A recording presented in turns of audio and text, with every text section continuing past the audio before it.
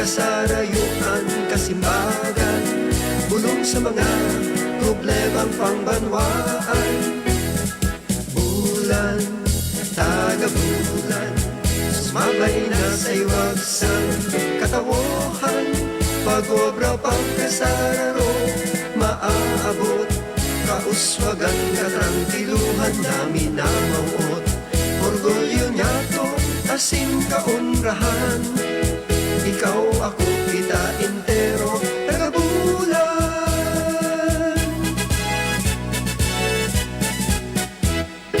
Yeah, yeah, yeah, yeah, yeah. Oh, oh, oh, yeah, yeah. Oh, oh, oh, oh. Sa umagay nandyan, tunog na legato, sinigang sa radyo, ating pamilya't kaulayaw. Masaya ang barkada, kita hindi maiwasan. New Gen FM, sa puso't isipan. Bumangon ka na, samahan mo ako. 100.7. Halika na, sumama ka na. Kahit saan, kahit kailan, sa atin ay maging bahagi. Magsimula ng araw, kasama ng musika. New Gen FM, ang aking paborito. Sa ato inimatik na, ito'y totoo. Bulan, Sorsogon, sila ang numero 1, number 1 radio station. Dito lang ang saya. Mga awiting makulay, hatid ang saya. Pag-ibig at ligaya, walang katulad na ganda. Makinig sa balita, mainit na chismis. New Gen FM, tong paborito ng lahat. Bumangon ka na, samahan mo ako. 100.7. Halika na, sumama ka na. Tara't magsaya sa bawat segment, kita'y kasama. Halika't pumasok sa mundo ng musika. New Gen FM, ang aking paborito. Sa ato inimatik na, ito'y totoo. Bulan, Sorsogon, sila ang numero 1, number 1 radio station. Dito lang ang saya. Kapag may problema, andyan sila para sa'yo. Laging handa, kaibigan sa radyo. Ngiti sa labi, bulong ng pag-asa. New Gen FM, kasama sa tuwa. Dalang saya. New Gen FM, ang aking paborito. Sa ato inimatik na, ito'y totoo. Bulan, Sorsogon, sila ang numero 1, number 1 radio station. Dito lang ang saya. So halika na, makinig, damhin ng init sa New Gen FM. Ang saya'y hindi matitinag. 100.7 awit at saya. New Gen FM, ito'y sa'yo at sa akin. Para sa lahat. Ang programang ito ay isang block time o bayad na programa. Anumang pahayag, opinyon o komentaryo ay personal na pananaw ng angkor o tagapagsalita at hindi kumakatawan sa pananaw ng New Gen FM 100.7 radio station.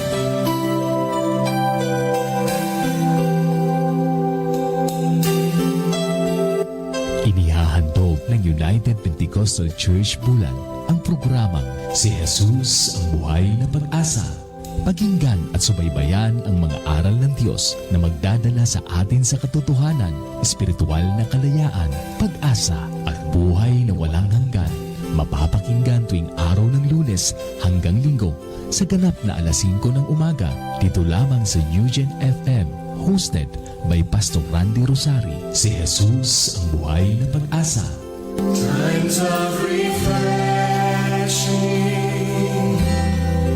here in your presence, no greater blessing than being with you.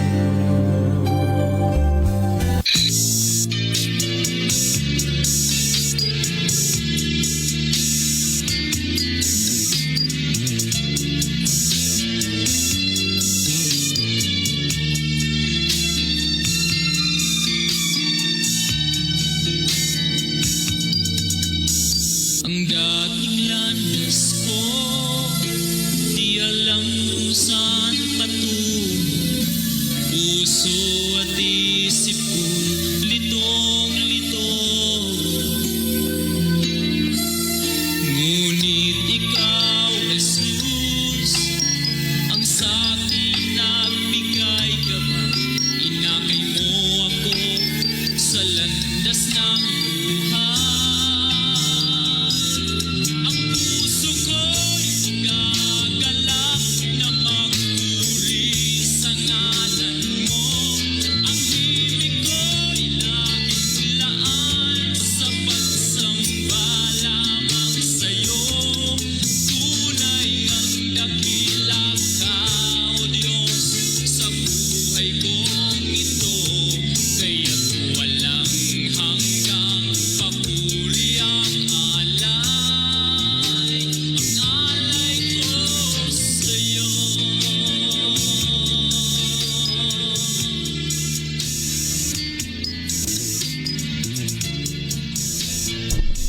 Purihin ang pangalan ng ating Panginoong Hesukristo.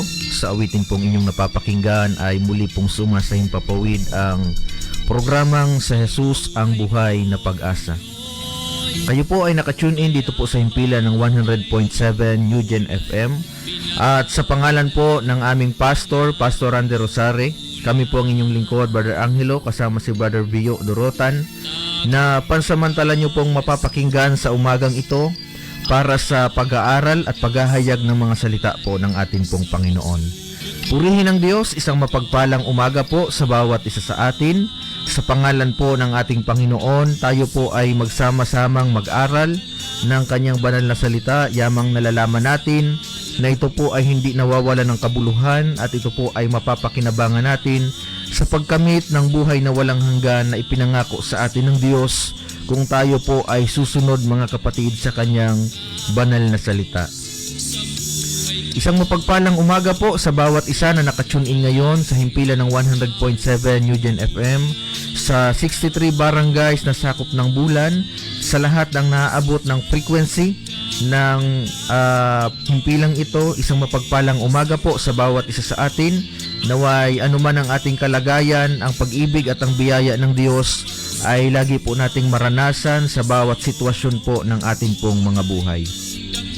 Binabati din po natin ang isang mapagpalang umaga ang ating pong mga kapatiran sa United Pentecostal Church Bulan at sa lahat ng kapatiran ng United Pentecostal Church Philippines. Isang mapagpalang umaga po sa bawat isa sa atin. Tayo po ay magsama-samang mag-aral ng mga salita ng Diyos, mga kapatid. At ang tatlong congregation na pinangangasiwaan po ng ating pastor dito po sa Bayan ng Bulan, ang Magsaysay, Ikirino, maging ang Santa Remedios Congregation. Isang mapagpalang umaga po sa bawat isa sa atin. Ganon din po, binabati din natin ang isang mapagpalang umaga ang ating pong pastor, Pastor Randy Rosare, ang kanyang buong family, Pastora Maricar, Sister Angel, and then Sister Zoe. Good morning po sa bawat isa sa inyo. Maging sa mga delegates ngayon na papunta sa Libmanan, Kamsur para sa gaganaping District Conference, Sunday School District Conference, mga kapatid. Amen. So ingatan po kayo ng atin pong Panginoon sa lahat ng nasa biyahe ngayon papuntang gawain. Naway patuloy kayong pagpalain ng atin pong Panginoon at ang pag-iingat ng Diyos ay lagi pong sumaatin, mga kapatid. At binabati din natin ang isang mapagpalang umaga ang lahat ng nakamonitor sa atin sa FB Live, sa lahat ng sumusubaybay sa atin, mga kapatid, sa anumang dako. Isang mapagpalang umaga po sa bawat isa sa atin. Amen. Binabati natin ang isang mapagpalang umaga si Brother Andy Orozco. Thank you so much for watching. Pagpalain po kayo ng atin pong Panginoon. Brother Stephen Tejada, thank you so much for watching. Pagpalain po kayo ng ating Panginoon. Brother Joseph Barra, pagpalain po kayo ng Diyos, naway patuloy kayong kilusin ng ating po Panginoon. Brother Daniel Marahay, good morning po. Salamat po sa inyong pagsubaybay sa ating pong programa. Sister Dakutanan Rachel, good morning po. Pagpalain po kayo ng ating pong Panginoon. Sister April Santos, thank you so much for watching. And sa lahat mga kapatid ng sumusubaybay at sumusuporta sa atin pong programa, good morning po sa inyong lahat. Pagpalain po tayo ng atin pong Panginoon. Ganon din po kay Sister Melody Herrero. Thank you so much for watching. At ganon din, binabati din natin ng isang mapagpalang umaga ang mga kapatiran sa lugar po ng Bonifacio, ang Morata family, ang mga kapatiran natin sa Santa Remedios, ang Soledad, ang Guneo at maging ang Isiha family. Thank you so much for watching sa inyo pong pagsubaybay sa atin pong programa. At sa lahat mga kapatid ng kakabukas pa lang ng radio, kayo po ay nakatune in sa himpilan ng 100.7 at kayo po ay nakikinig sa programang Si Jesus ang Buhay na Pag-asa. At patuloy din po nating ipinag-aanyaya mga kapatid ang mga schedule po ng atin pong mga pagtitipon at pagsamba. Kung kayo po ay malapit sa mga lugar po na atin pong mababanggit, ay malaya po kayong dumalo, at patuloy namin itong ipinag-aanyaya mga kapatid na kayo po ay dumalo sa amin pong mga pagtitipon upang ma-experience ang isang apostolikong pagpupuri sa atin pong Panginoon mga kapatid. Kung kayo po ay malapit sa lugar ng Barangay Iquirino, ang atin pong panambahan dyan ay matatagpuan po sa welcome ng Barangay Iquirino sa may paakyat na kalsada, at ang gawain dyan ay ginaganap tuwing araw ng Sabado at nagsisimula po ng alas 8 ng umaga. At kung kayo naman po ay sa lugar ng Magsaysay mga kapatid, ang atin pong gawain dyan ay ginaganap din pong araw ng Sabado at nagsisimula po ng alas 7 ng umaga mga kapatid. So kung kayo po ay malapit sa lugar ng Barangay Magsaysay, ang ating po panambahan ay matatagpuan po paglampas lamang po ng tulay mga kapatid. Amen. At kung kayo naman po ay dito malapit mga kapatid sa lugar ng sentro ng Bulan, mayroon po tayong panambahan sa lugar po ng Santa Remedios mga kapatid, sa may tapat lamang po ng Bulan Gymnasium. Makikita nyo po ang panambahan ng United Pentecostal Church, at ang ating pong gawain dyan ay ginaganap tuwing araw ng Linggo at nagsisimula ng alas 7 ng umaga. So kung kayo po ay malapit sa mga lugar po na nabanggit, ay patuloy po namin kayong inaanyayahan na dumalo sa amin pong mga pagtitipon at pagsamba mga kapatid. At ang programang Si Jesus ang Buhay na Pag-asa ay araw-araw nyo pong napapakinggan dito po sa himpilan ng 100.7 New Gen FM sa ganap na alas 5 ng umaga hanggang alas 6 ng umaga. At kung kayo po ay nais magkaroon ng Bible study sa inyo pong mga tahanan mga kapatid, or kayo po ay mayroong mga katanungan patungkol po sa mga salita po ng atin pong Panginoon, malaya lamang po kayong mag-text o di kayo tumawag sa CP number 0951-93-20038 0951-93-20038 mga kapatid. So yan po yung ating contact number na pwede nyo pong tawagan kung kayo po ay mayroong mga katanungan patungkol sa salita ng Diyos, or kayo po ay nais magkaroon ng Bible study mga kapatid sa inyo pong mga tahanan. Ito po ay walang bayad naming ipagkakaloob, sapagkat ito po ay tinanggap namin ng walang bayad, at ito po ay kalooban ng Diyos na ibahagi din naman ng walang bayad mga kapatid. Pagpalain tayong lahat ng ating Panginoon, at sa ating pong pagpapatuloy mga kapatid ay tayo po ay dadako na sa pinakamahalagang bahagi ng ating pong programa. Ito po ay ang pag-aaral ng mga salita po ng ating pong Panginoon. Ngunit bago ang lahat, hingin muna natin sa Diyos ang kanyang gabay sa pamamagitan po ng pananalangin mga kapatid. Tayo po ay manalangin sa Diyos sa atin pong pagpapasimula.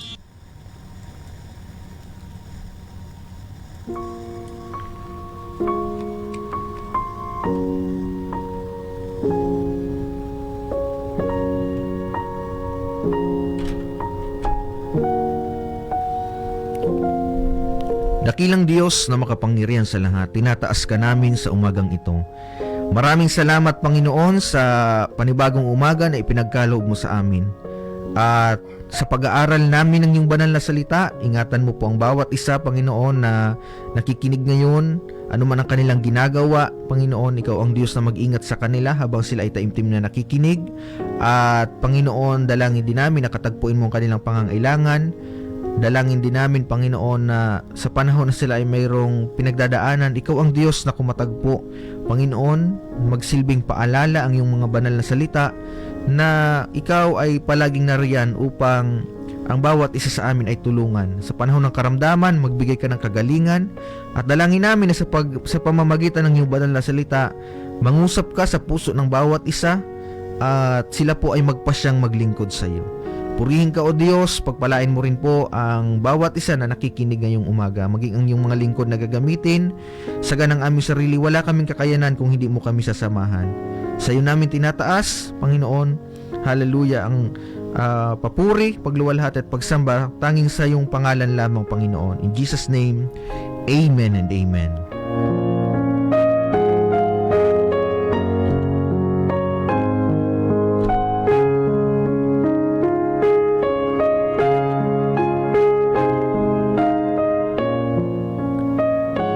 Praise the Lord. Good morning po, Brother Ronald Hipolito. Thank you so much for watching. Sister Gemma Guelas, dyan po sa lugar ng Barangay Santa Remedios. Thank you so much for watching. And then Sister Laura Gumban at Tangguan family dyan po sa lugar ng Barangay Lahon. Ganon din kay Sister Divine Guyal. Thank you so much for watching. And then Sister Margie Isiha. Thank you so much for watching. At ganon din kay Sister Dolor Quezon. So sa pagkakataong ito, mga kapatid, dahil ang oras natin ay limitado, tayo po ay dadako na sa pag-aaral ng salita po ng ating Panginoon. So ang topic natin ngayon, mga kapatid, ay mayroong, or masabi nating doctrinal, mga kapatid. At kung kayo po ay mayroong mga banal na kasulatan, pwede nyo pong sabayan ang mga talatang ating pong babasahin, mga kapatid. Praise the Lord. So kung kayo po ay mayroong Biblia, mga kapatid, ay pwede po kayong magsipagbukas dito po sa aklat ng John chapter 3 verse 1 up to the following verses, mga kapatid. John chapter 3 verses 1 to 7. So ganito po, mga kapatid, ang ating mababasa. In the book of John chapter 3 verse 1, may isang lalaki nga sa mga Fariseyo na nagngangalang Nicodemo, isang pinuno ng mga Hudyo. Ito rin ay naparoon sa kaniya ng gabi at sa kaniya ay nagsabi, Rabbi, nalalaman naming ikaw ay isang guro na nagbuhat sa Diyos, sapagkat walang makagagawa ng mga tanda na iyong ginagawa, maliban na kung sumasa iyo sa kaniya ang Diyos. Sumagot si Jesus at sa kaniya ay sinabi, Katotohanang sinasabi ko sa iyo, maliban na ang tao'y ipinanganak na muli, ay hindi siya makakakita ng kaharian ng Diyos. Verse 4, sinabi sa kaniya ni Nicodemo, paanong maipanganak ang tao kung siya'y matanda na? Makakapasok baga siyang bilang ikalawa sa tiyan ng kaniyang ina at ipanganak? Verse 5, sumagot si Jesus, Katotohanang sinasabi ko sa iyo, maliban na ang tao'y ipinanganak ng tubig at ng espiritu, ay hindi siya makakapasok sa kaharian ng Diyos. Ang ipinanganak ng laman ay laman nga, at ang ipinanganak ng espiritu ay espiritu nga. Huwag kang magtaka sa aking sinasabi sa iyo, kinakailangan ngang kayo'y ipanganak na muli. Amen. Praise God. So pagpalain ng Panginoon ang kanyang banal na salita, mga kapatid, at ang title po ng ating pag-aaralan ngayon ay Born Again. Amen. So pag-aaralan natin, ano ba ang tunay na konsepto ng born again na hango sa Biblia? Ito ba ay sekta lamang? Ito ba ay relihiyon lamang na kagaya ng inaakala ng karamihan, kasi kapag tinanong ka, ano anya ang relihiyon mo? So, nakasanayan ng sabihin na kapag ikaw ay born again, sasabihin mo, born again. Mga kapatid, kahit sa birth certificate, parang ganun yung nilalagay, mga kapatid. So, sa biblical concept, pag-aaralan natin ngayon, ano ba ang tunay na kahulugan ng born again? Ito ba ay sekta lamang? Ito ba ay relihiyon? Or ito ay may kaugnayan, mga kapatid, sa atin pong kaligtasan? Or ito ay iniutos ng atin pong Panginoon na dapat ganapin natin, mga kapatid, habang tayo ay nabubuhay pa? Amen. Praise God.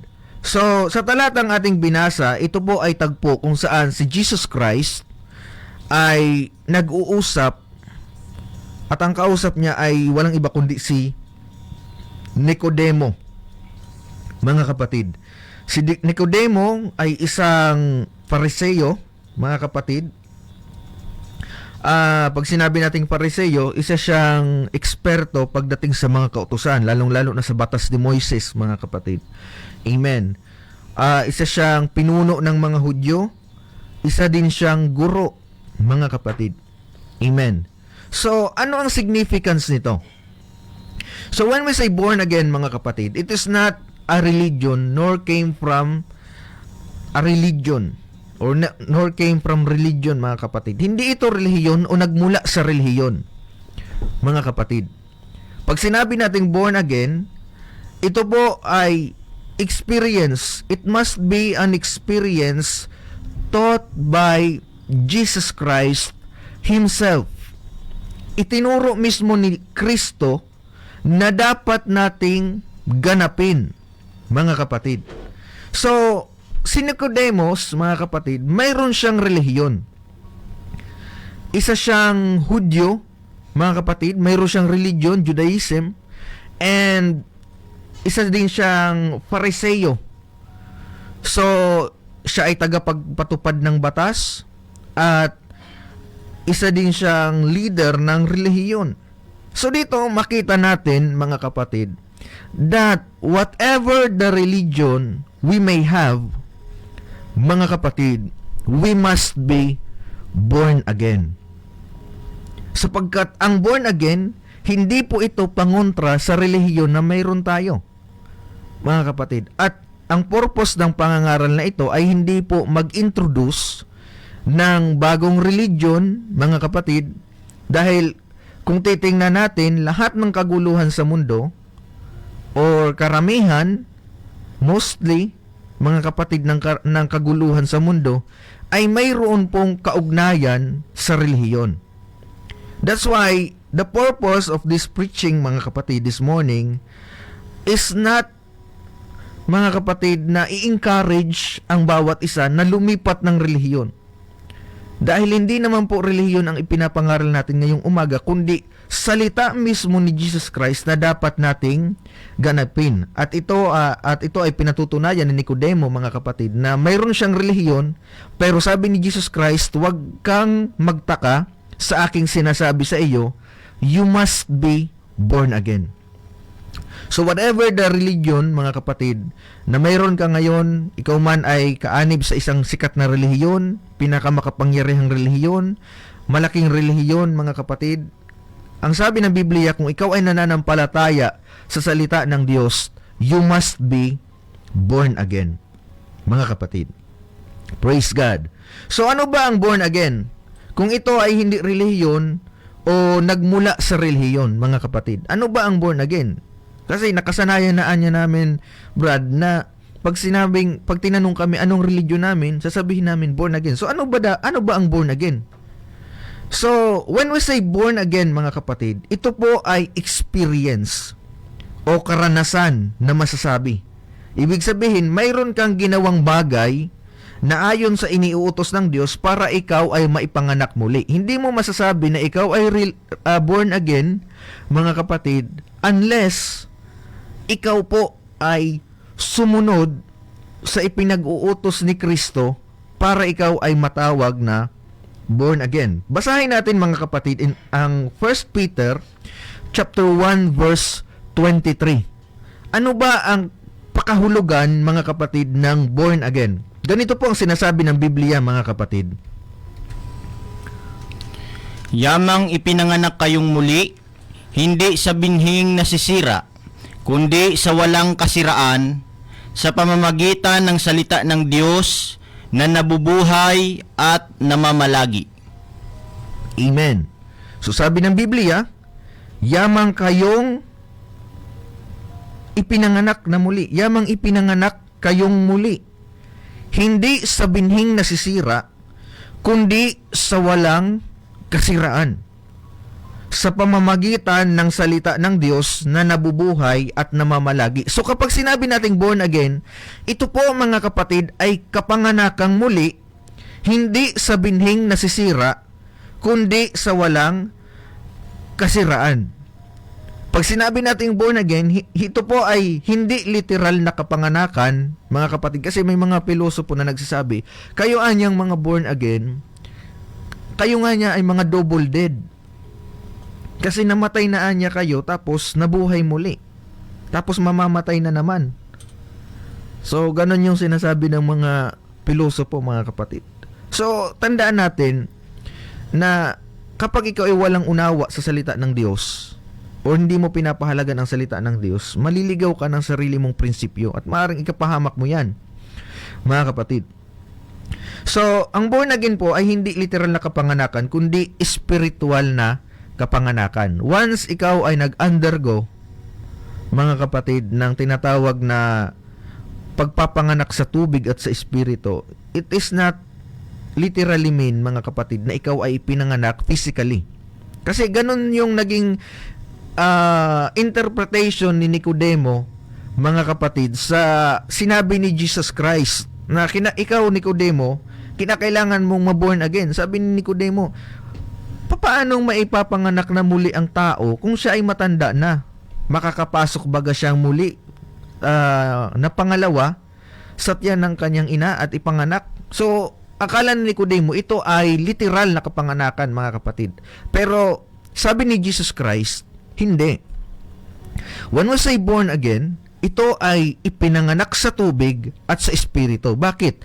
Ang ipinanganak sa laman ay sa laman, pero ang ipinanganak sa espiritu ay sa espiritu. That's why, kapag ikaw ay born again, mga kapatid, hindi ka ipinanganak physical, mga kapatid, kundi ikaw ay ipinanganak sa espiritual, mga kapatid. Kaya sabi ng 1 Peter chapter 1 verse 23, tayo ay ipinanganak hindi sa binhing nasisira. Tumutukoy ito sa ating physical na pangangatawan. Kasi itong katawan natin, nasisira ito, mga kapatid. Pero ipinanganak tayo sa walang kasiraan, mga kapatid. Yung spiritual na kapanganakan. Kaya, mga kapatid, ang born again, hindi po ito religion, kundi ito po ay experience. So, kapag ikaw ay nag-claim, kaanib ka sa isang born again na sekta, dapat alam mo, mga kapatid, na mayroon kang experience, mayroon kang pinagdaanan, mayroon kang karanasan, bakit mo masabi na ikaw ay totoong born again, mga kapatid. Praise God. So, biblical basis. It is not about entering into a religious sect, mga kapatid, para matawag kang born again. No. Mga kapatid, you must have an experience as a reference para masabing ikaw ay born again. Kagaya ni Nicodemo. Although siya ay mayroong relihiyon, mga kapatid, pero hindi siya, walang binanggit ang Biblia na si Nicodemo ay lumipat ng relihiyon, mga kapatid. Amen. Walang sinabi dun. Kundi siya po ay naging born again. Amen. So, ano man ang relihiyon natin, hindi po nangangahulugan na kapag ikaw ay nagpabautismo, magiging lumipat ka na ng relihiyon. No. Kapag ikaw ay nagpabautismo, mga kapatid, mayroon kang karanasan para matawag kang born again. Amen. So, ano ba ang sinasabing dapat maranasan ng isang tao, mga kapatid, para masabing siya ay born again? Paano ba masasabi na ang isang tao ay born again?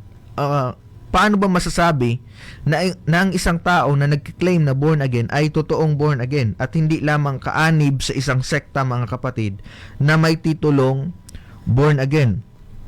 Amen. So basahin natin ang John chapter 3 verse 5. Ganito po ang sinasabi ng Biblia. Sumagot si Jesus, katotohanang sinasabi ko sa iyo, maliban na ang tao'y ipinanganak ng tubig at ng espiritu, ay hindi siya makakapasok sa kaharian ng Diyos.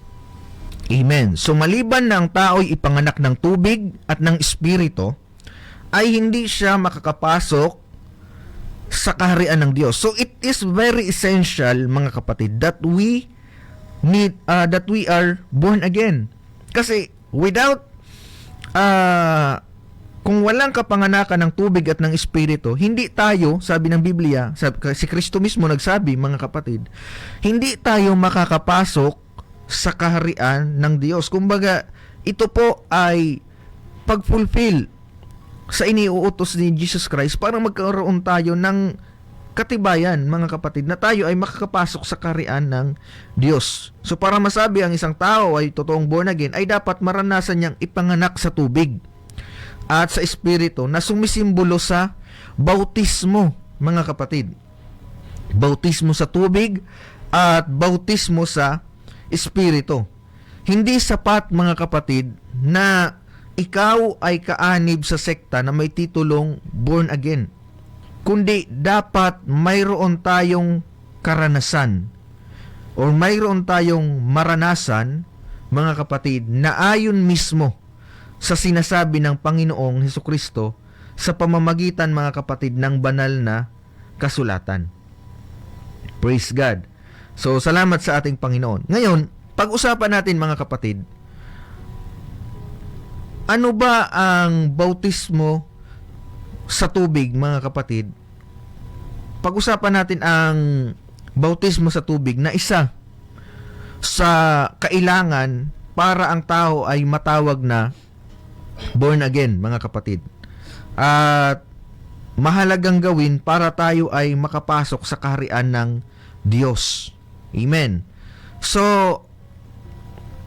pag-usapan natin ang bautismo sa tubig.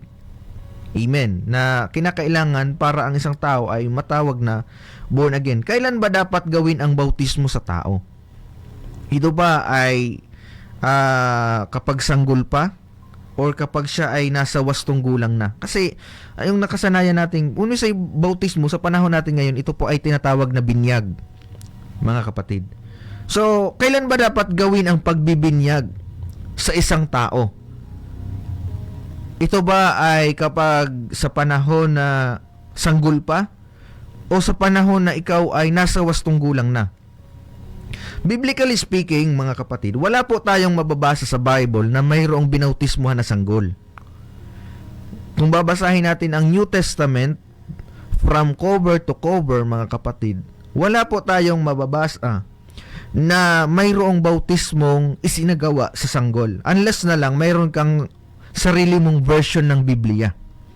Kasi sa panahon natin ngayon, marami ng mga Biblia, mga kapatid, na binabago yung mga nakasulat para pumabor sa kanilang doktrina.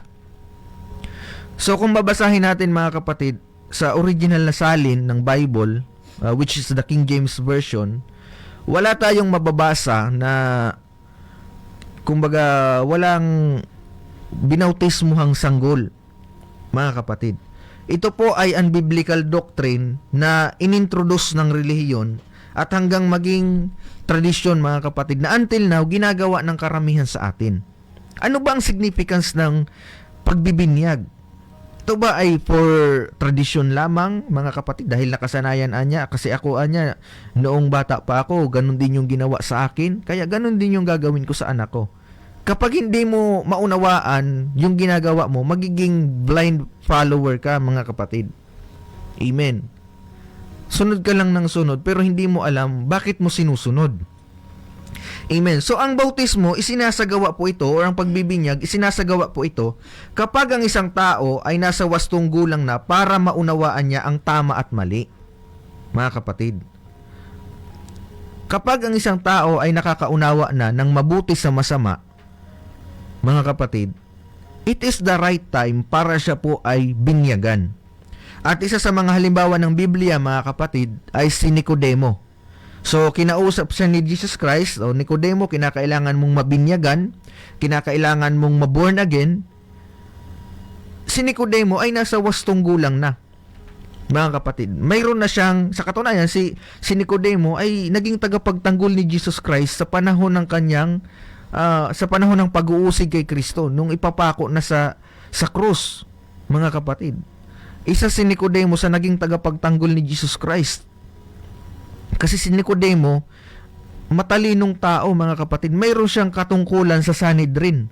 Siya po ay isang Fariseo, mga kapatid. When we say Sanhedrin, ito po ay, kumbaga, masabi nating kapulungan ng mga mambabatas, mga kapatid. Kasi iba yung setup ng government sa mga Hudyo, mga kapatid. Binubuo, may tatlong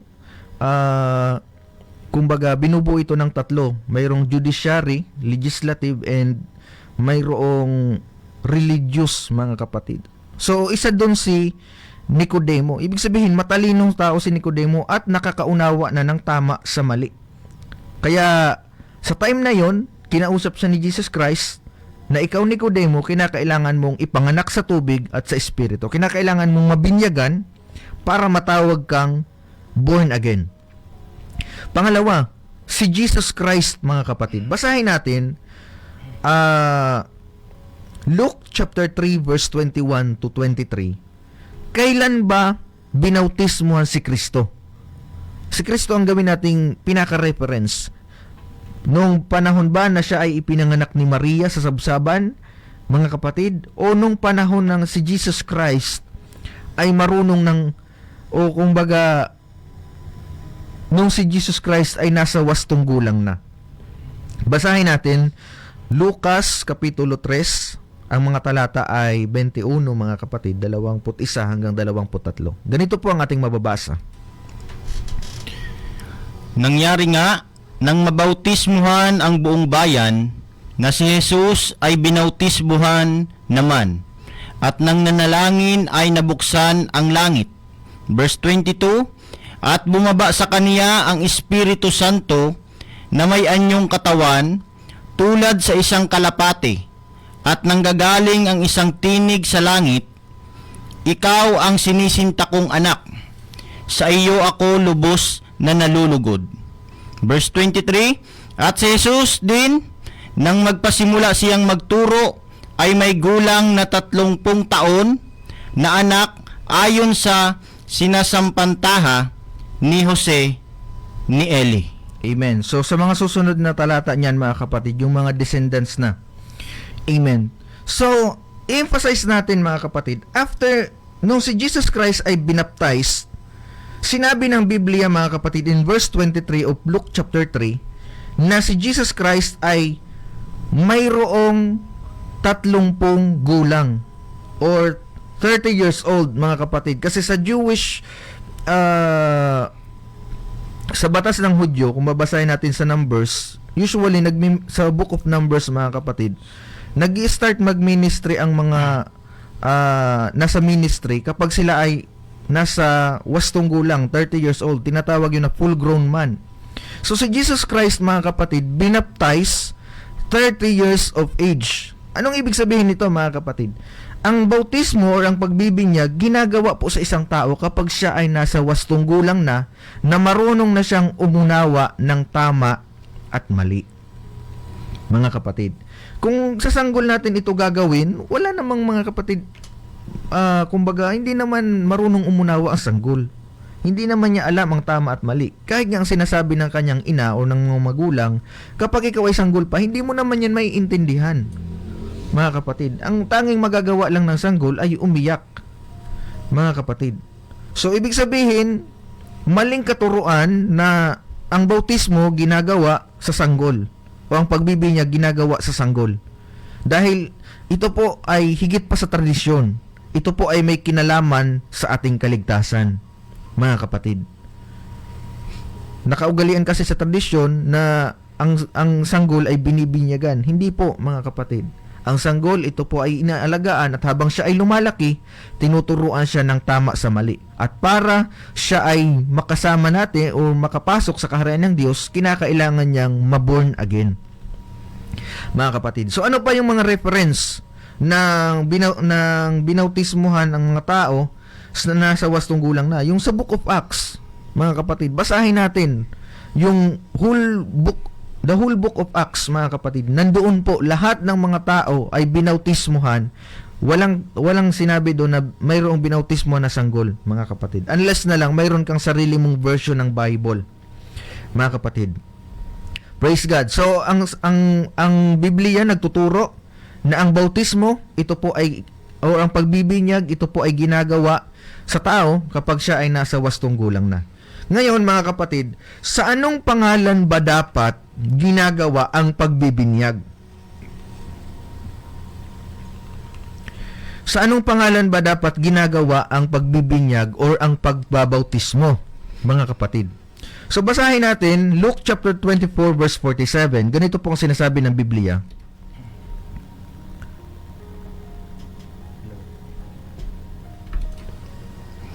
At ipangaral sa kaniyang pangalan ang pagsisisi at pagpapatawad ng mga kasalanan sa lahat ng mga bansa, magbuhat sa Jerusalem. Amen.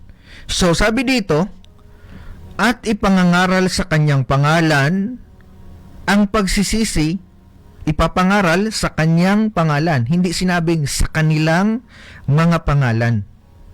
Kundi repentance and remission of sins should be preached in His name. Kasi ang purpose ng bautismo, mga kapatid, o pagbibinyag, is for repentance, for the remission of sin, mga kapatid. Yun yung purpose ng pagbibinyag. Ngayon, kung ang purpose ng pagbibinyag ay for the remission of sin, sa anong pangalan ito dapat gawin? So si Jesus Christ mismo nagsabi, mga kapatid, that repentance and remission of sins should be preached in His name. Ipapangaral sa kanyang pangalan, mga kapatid, sa lahat ng mga bansa, pero magsisimula sa Jerusalem.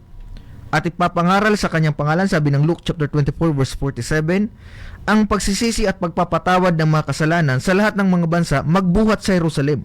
Kaya, mga kapatid, yung baptism in the name of Jesus Christ, hindi po nangangahulugan ito, kasi may mga nagsasabi, mga kapatid, na para lang anya yan sa mga Hudyo. Mali. Hindi po para lang sa mga Hudyo. Sa Hudyo magpapasimula. Pero walang sinabi ang Biblia na para lang sa mga Hudyo. Kasi si Kristo mismo nagsabi, magpapasimula sa Jerusalem. So sa mga Hudyo magpapasimula hanggang sa maabot lahat ng bansa. Mga kapatid. Now, i-cross-examine natin.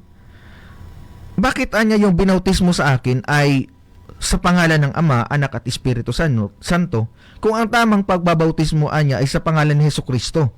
Mayroon bang contradiction ito, mga kapatid? Kasi may mga tao na pinagsasabong ang dalawang talatang ito.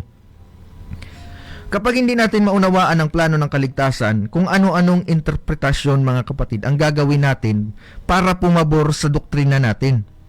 Pipilipitin natin ang nakasulat, mga kapatid. So basahin natin Matthew 28 verse 19 and then jump tayo sa Acts chapter 2 verse 38. Mayroon bang contradiction dito, mga kapatid? Ganito po ang ating mababasa, mga kapatid. Dahil dito, magsiyaon nga kayo at gawin ninyong mga alagad ang lahat ng mga bansa na sila'y inyong bautismuhan sa pangalan ng Ama at ng Anak at ng Espiritu Santo. Amen. So, sa Matthew 28 verse 19, sabi ni Jesus Christ, dahil dito, magsiyaon nga kayo at gawin ninyong mga alagad ang lahat ng mga bansa na sila'y inyong bautismuhan o binyagan sa pangalan ng Ama, Anak, at ng Espiritu Santo. So, ibig sabihin na niya, tama yung sa akin kasi si Kristo mismo anya yung nagturo. And then, sa Acts chapter 2 verse 38, basahin natin, ganito po ang sinasabi ng Biblia.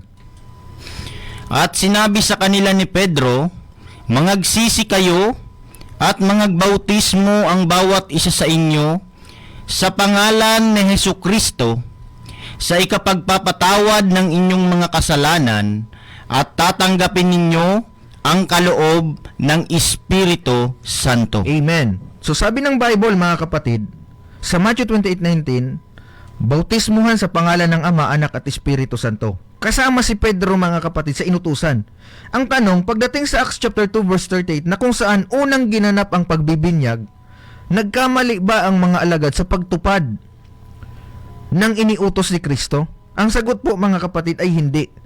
Ang dalawang talatang ito, hindi po ito magkauntrahan. Kasi may mga tao na pinagsasabong ito, bahala ka anya, kung ikaw ay susunod kay Pedro, sumunod ka kay Pedro, basta anya ako susunod kay Kristo.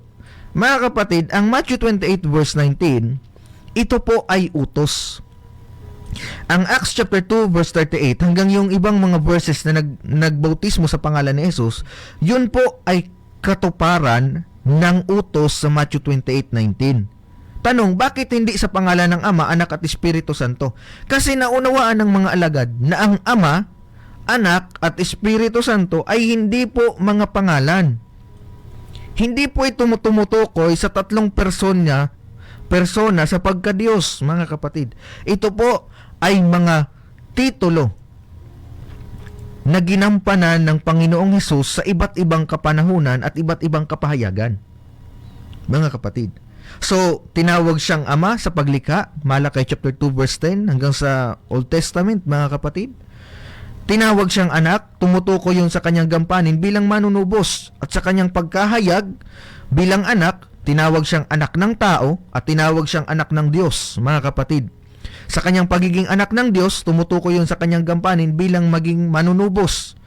Sa kanyang pagiging anak ng tao, of course, siya ay 100% tao sapagkat siya ipinanganak ng tao, mga kapatid, at upang magbigay ng halimbawa.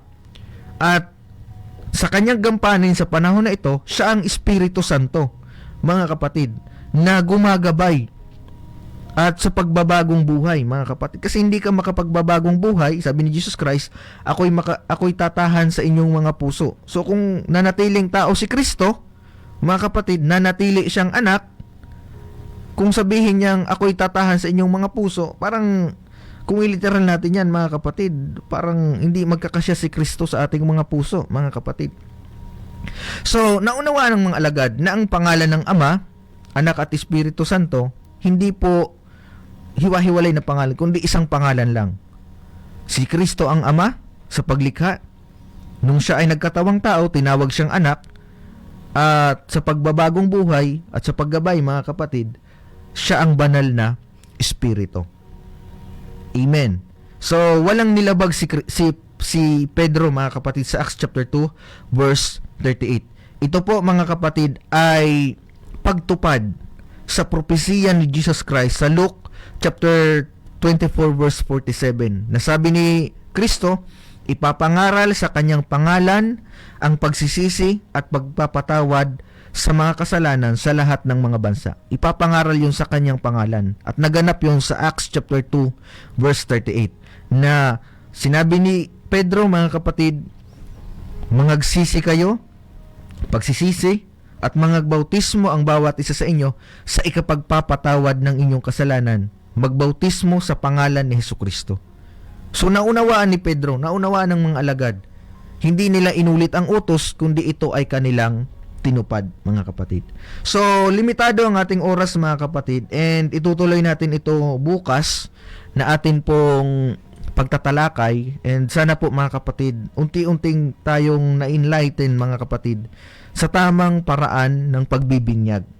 Amen. At ano ba ang kahalagahan ng pagbibinyag, mga kapatid? Praise God. So, mayroon pa tayong mga talatang i-discuss at ipagpapatuloy natin bukas yung part 2, mga kapatid. Praise God. So, salamat sa ating Panginoon. Tayo po ay manalangin sa atin pong pagtatapos. Dakilang Diyos na makapangyarihan sa lahat, maraming salamat po sa mga salita na amin pong napag-aralan ngayon. Dalangin namin na patuloy kang kumilos sa buhay ng bawat isa, patuloy mong buksan ang aming espiritual na pangunawa, patuloy kang magbigay ng kaliwanagan sa aming mga isip, patuloy kang magbigay, Panginoon, ng enlightenment sa amin pong mga espiritual na buhay. Dalangin namin na patuloy kang mangusap na ang kahalagahan, Panginoon, ng pagiging born again, ito po ay higit pa sa relihiyon na mayroon kami, kundi ito po, Panginoon, ay kinakailangan na maganap sa amin upang kami ay magtamo ng kaligtasan ay pinangako mo. Purihin ka, O Diyos.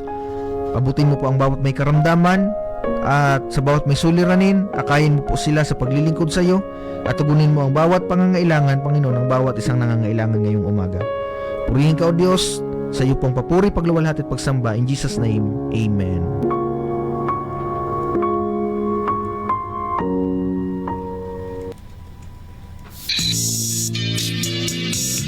Praise the Lord. Maraming salamat po mga kapatid sa inyo pong pagsubaybay sa atin pong programa at nawa kayo po ay napagpala ng mga salita po ng atin pong Panginoon. Amen. So sa atin pong pagtatapos mga kapatid, atin pong batiin lahat ng nanood sa atin sa FB Live at sa lahat ng sumubaybay mga kapatid.